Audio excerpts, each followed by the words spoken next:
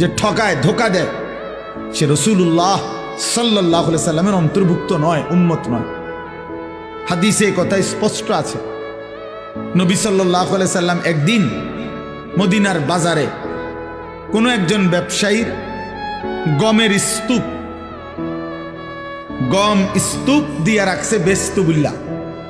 আল্লাহ নবী সাল্লাল্লাহু আলাইহি সাল্লাম সামনে গিয়ে দেখলেন উপরে সবগুলো গম শুকনা।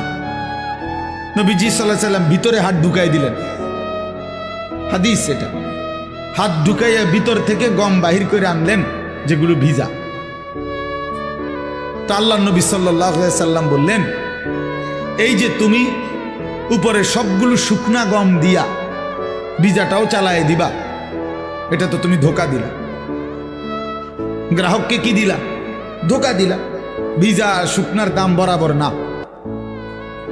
তো আল্লাহ নবী সাল্লাল্লাহু আলাইহি ওয়াসাল্লাম স্পষ্ট বলছেন, মান গাশশানা, এই তখন বলছে কথাটা, মান গাশশানা ফালাইসা মিন্না, যে কাউকে ধোকা দেয় সে আমার উম্মতের অন্তর্ভুক্ত নয়।